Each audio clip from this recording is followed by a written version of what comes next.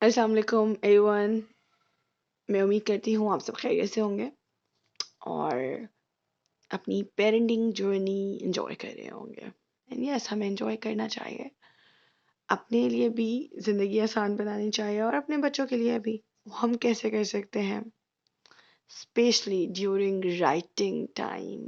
जो स्ट्रगल है, writing time battle है, ये हम भी विन करना चाहते हैं बीइंग अ पेरेंट। और बच्चे चाहते हैं कि उन्हें नहीं लिखना, पर ऑब्वियसली पेरेंट्स रियल करते हैं, गुस्सा करते हैं, इवन समटाइम्स मारते हैं बच्चों को, जो कि बहुत गलत बात है, पर ताकि वो लिखें। अब कुछ बच्चे जो होते हैं वो लिख लेते हैं और कुछ नहीं लिख पाते। क्यों नहीं लिख पाते, इसके क्या रीजंस हैं और हमें क्या करना चाहिए, आइए देखते हैं।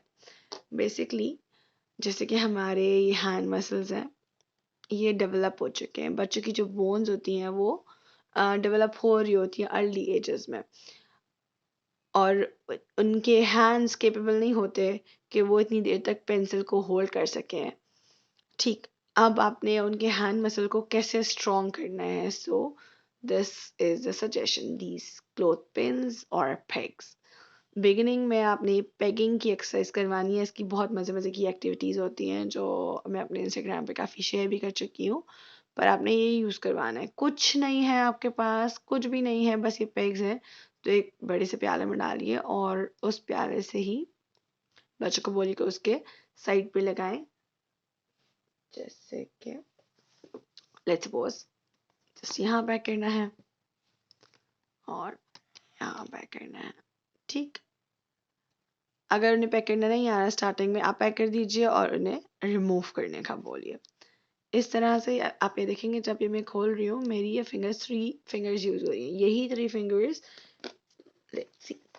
यूज होती हैं जब हम इस पेन को होल्ड करते हैं या पेंसिल को होल्ड करते हैं करेक्ट वे में। इसे कहते हैं ट्राइपॉड ग्रिप। ट्राइपॉड ग्रिप जो है डेवलप होना बहुत इंपॉर्टेंट है। तो स्टार्टिंग में जब अपने बच्चों को आप क्रेयॉन्स दे रहे हैं, क्रेयॉन से बेसिकली स्टार्ट करते हैं एज कम्पेयर टू पेंसिल, क्योंकि पेंसिल को लिखने में ज़्यादा फ्रिक्शन लगती है और वो जान लगानी पड़ती है। बच्चों को क्रेयॉन थोड़ा स्मूथ चलता है, वो ईजी होता है लिखना, तो आप वो ले लीजिए। फिर क्रेयॉन काफ़ी तरह के अवेलेबल हैं, तो कौन सा क्रेयॉन लें? वो क्रेयॉन जो थोड़े से थिक हों, जंबो क्रेयॉन्स के नाम से अवेलेबल है, मार्केट में इजीली मिल जाते हैं। और उसमें भी 2 वैरायटीज़ हैं। इस तरह के जो सर्कुलर होते हैं, जैसे कि नॉर्मल पेंसिल या पेन होते हैं, स्मूथ नहीं है, इसमें भी इस तरह के एजेस हैं, थोड़ी सी बच्चों को इजी रहता है पकड़ने में। अ, तो वो ट्रायंगुलर शेप के, जो ताकि बच्चों की वो ट्राइपॉड ग्रिप, ये जो ट्राइपॉड ग्रिप है, ट्रायंगल क्रेयॉन आप लेंगे तो बच्चों की ट्राइपॉड ग्रिप इजीली वो होल्ड कर पाएंगे, वो डेवलप होगी, इजी रहता है लिखने में।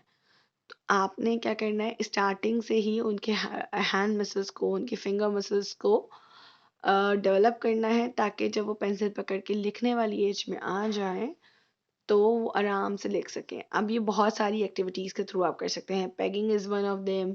आप जो है सिंपल पेंटिंग कर सकते हैं, और पेंटिंग के लिए आई वुड सजेस्ट, अब तो गर्मियाँ आने वाली हैं तो आप वाटर पेंटिंग करवा लीजिए, बहुत इजी है। या फिर इस तरह की जो चॉक ले लीजिए, we have a chalk board, basically we have 3 now. तो आप इस तरह के चॉक बोर्ड ले सकते हैं। इसी के पीछे जो है वो, लेट मी शो यू, कि वाइट बोर्ड भी है। तो आप ये थिक चॉक्स ले सकते हैं, या जो भी चॉक आप इजीली अवेलेबल हो। यंग बच्चे जो हैं, जो टॉडलर एज में हैं, 2+ हैं, उन्हें आप खैर अनअटेंडेड चॉक नहीं दे सकते, लेकिन जब आप देंगे अटेंडेड देंगे और वो थिक देंगे। जैसे जैसे बच्चे बड़े होते जाते हैं, फिर आप जो है उन्हें आप एक रेगुलर पेंसिल या रेगुलर पेन आप दे सकते हैं। तो इस तरह की जो थिक चीज़ें हैं, जैसे चॉक थी, मार्कर था, या even my girl use to love my just highlighter. तो इस तरह की चीज़ें डिफरेंट आप मीडियम देंगे जब बच्चे को, तो बच्चे बहुत खुश होते हैं। हैंड मसल्स डेवलप करने के लिए जो सिजर्स हैं, ये जो सिजर स्किल्स हैं, वो बहुत इंपॉर्टेंट है। आप बच्चों की सिजर लीजिए, चाइल्ड सेफ सिजर लीजिए। स्टार्टिंग में जो है वो पेपर सिजर्स आती हैं, जो कम्प्लीटली प्लास्टिक की होती हैं और उसमें ये धार नहीं होती कहते हैं ना, तो आप बच्चों का हाथ नहीं कट सकता।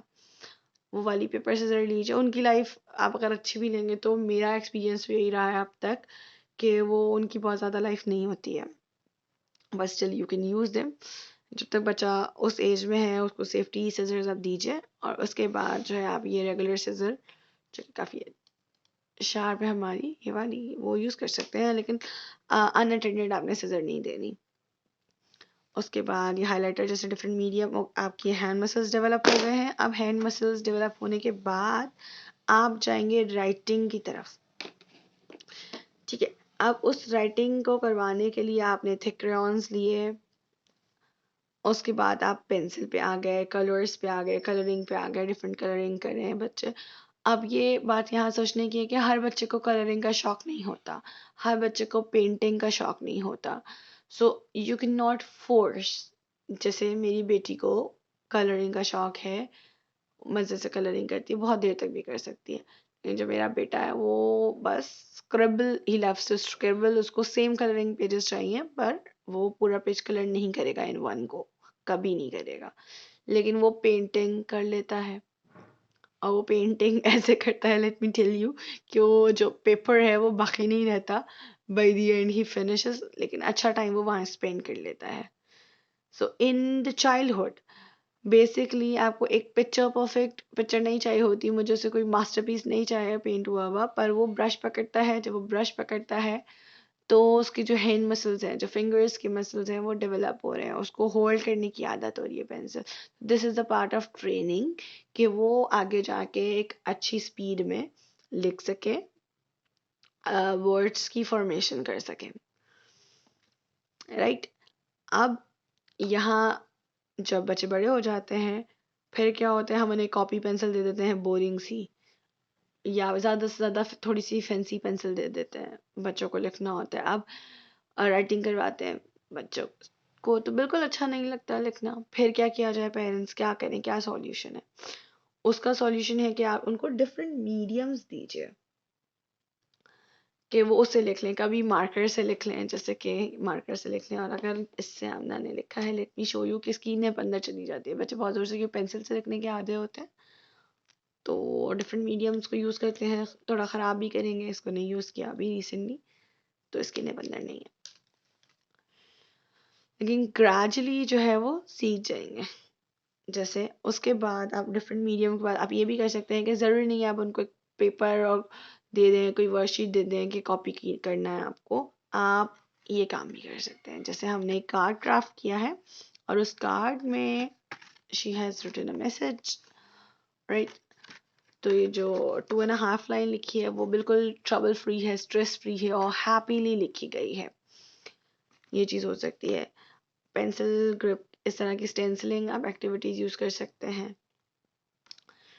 बहुत सारी चीज़ें हैं, let me show you in other card जो हमारे पास है। इसमें अगर आप देखेंगे, कंपेयर करेंगे राइटिंग, ये एक ओल्ड कार्ड है लास्ट ईयर का जो हम किसी को दे नहीं सके, सो फिंगर प्रिंटिंग से बनाया था। लेकिन अगर आप ये राइटिंग देखेंगे और इस कार्ड की राइटिंग देखेंगे जो रिसेंट है, काफ़ी इम्प्रूव हो चुका है ये।